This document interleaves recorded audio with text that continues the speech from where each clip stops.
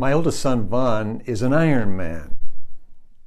Now you can imagine the amount of work, time, training it takes to be an Iron Man. It's quite remarkable. After the World Championship in Kona, in which he competed, I was talking to him and affirming his amazing training schedule for months and months and years, to which he said, "Yes, Dad, thank you. And if it weren't for the recovery times, all the training in the world wouldn't benefit me." I said, "Well, what do you mean by that?" He said, "Because all the physiological and psychological benefits of training are released during recovery times." And I go, oh, that makes total sense. It was like this moment, eureka moment for me, because I'd been thinking a lot about this whole idea of taking strategic stops and why it's important and so forth. So for him to affirm that was a real validation that what we need so much that we have so little of are these recovery times, these resting times, so that our bodies and minds can utilize all of the benefits from the work that we do, the training that we do. Hi, I'm Dr. Greg Nelson, and I want to talk in this video about rest and recovery. How much time does the human system need to optimize itself with recovery and rest? And why is it valuable? So here's what's happening. Imagine going back to the Iron Man illustration. Imagine an athlete who just never stopped training, all 7 days training, and oftentimes they will train for 3, 4, 5, 6, 7, 8 hours. Can you imagine training 8 hours a day, 7 days a week, thinking the whole time that that training was going to increase your production, your performance, when in fact, unbeknownst to some, that impact was lessening and lessening and lessening. The human system is not designed for 24/7 stress. Now, when you begin to compare that concept to the way our culture is run, where busyness and high productivity are the number one core values, many people actually wear those labels as a badge of honor. No wonder our culture is paying the price with high levels of anxiety, high levels of physical and mental breakdown. We are designed for rest and recovery. So the question becomes, how much? Well, I came across an interesting article that was based on a book that two women wrote, Emily and Amelia Nagasaki. They wrote the book entitled Burnout, The Secret to Solving the Stress Cycle. Fascinating, in which they asked the question, well, how much time actually do your body and mind need for rest and recovery? And they said science is now bearing out what they described as the 42% principle, the 42% rule. That is to say, that's the percentage of time your body and mind need you to spend resting, 42%. Now, they said you may not do that all in one day. I mean, that would work out to about 10 hours every 24 hours. You may not need to do that every single day. It could be by week or by month. But the 42%, they ended up saying, if you don't pay attention to the 42% for rest, the 42% will pay attention to you and end up beating the battle of life with you. 42%. Well, let's talk about what that could look like on a practical level. What are some specific strategies for rest and recovery? So let me suggest a few. In their book, Emily and Amelia Nagasaki suggest several 30-minute slots. One, of course, would be sleep, 8 hours of sleep, give or take an hour, as I mentioned in one of the videos I did recently on sleep. 8 hours, okay, so that's one rest recovery time. Watch that video if you want to get the full picture for it. Physical activity, I mentioned that also. How often are you shaping physical activity? We spend so much time sitting in our world that our physiological systems are breaking down, and I've experienced some of that impact. So now, thanks to my handy Fitbit watch, I'm getting pinged every hour to make sure I stand up and walk around to get my 250 steps. I love that concept. I'm trying to get more physical activity, and then I do more rigorous activity later in the day. How much priority are you putting on physical activity? That's an important rest and recovery mode, because it's changing the way we are using our bodies and our brains for the majority of the day. Paying attention to food. I really like this one. What these women are saying in their book about paying attention to food is, don't eat your meals while you are doing something else.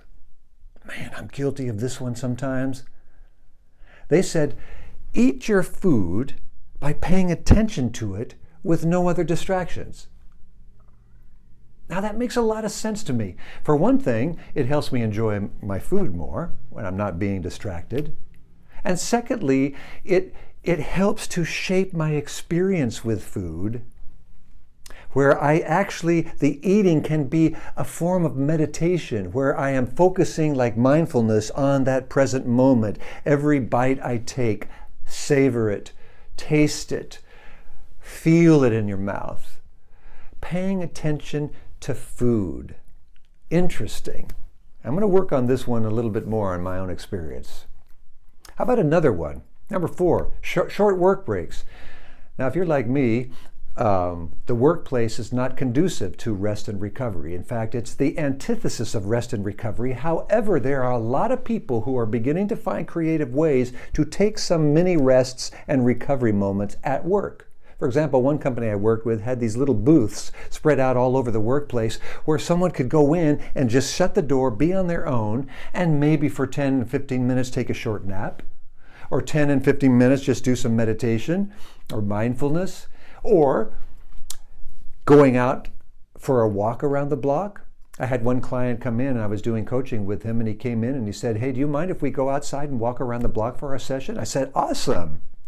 So I went with him. We went outside, walked around the block downtown, and our conversation was deep and meaningful. It was a great moment, and at the same time, we were having conversation together, getting physical activity.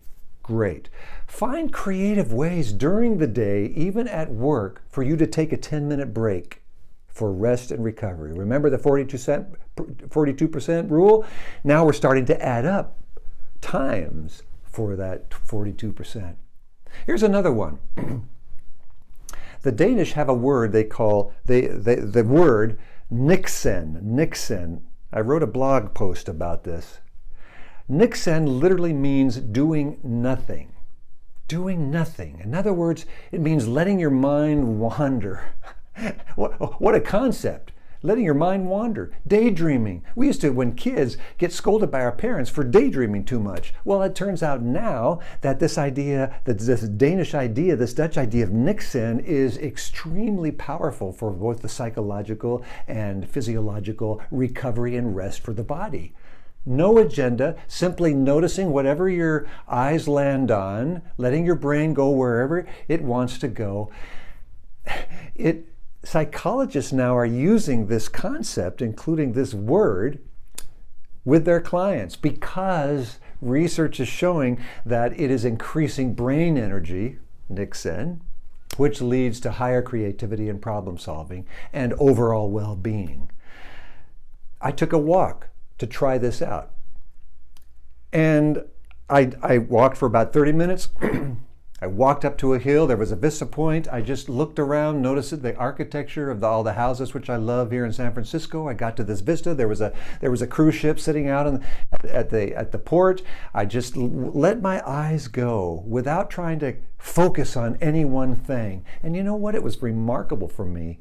It was one of the more restful breaks that I've taken. That's called niksen, doing nothing.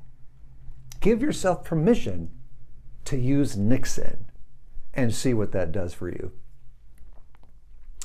So those are some very simple rest and recovery times. When I was in my graduate school working on my doctorate, my major professor was the dean of the Graduate School of Psychology, and he's an expert on adrenaline and stress.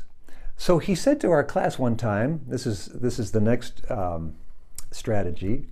He said, I have learned that I need to take at least 2 weeks for a vacation when I take my vacation, because we get used to such a high adrenaline production for our body systems that we are living on this high level of stress all the time. Even if we don't think we are, our bodies are feeling it. So he says, when you go on your vacation, you take the first 3, 4, 5 days, your body is still trying to get used to this. So you notice that you are very fidgety for those days. He said, I've discovered that that first week is great for me to just get all the adrenaline out of my system, and then my system is ready to reap the benefits of all of that work that I've done. Interesting. You might consider something like that. It takes several days for your body to sort of let the adrenaline drain, and then you're ready to be calm and more centered and grounded. It's a little bit, isn't it, like my son's Ironman training. You reap the benefits of all of your psychological, physiological work during the rest and recovery times. That's what I would wish for you and wish for myself. More rest and recovery. Maybe we need to pay more attention to the 42% rule. Maybe we need to carve into our daily schedules resting moments, little pit stops. Have you ever watched an Indianapolis 500 with those Formula racing cars? How they never go the entire race circling that track without taking pit stops. Those highly tuned machines are not designed to go forever. They have to have strategic pit stops. That's what rest is. That's what recovery times are. That's what I want for you. That's what I want for myself. Let's take those moments so then we can maximize our lives and live fully alive. Thanks for listening. See you next time.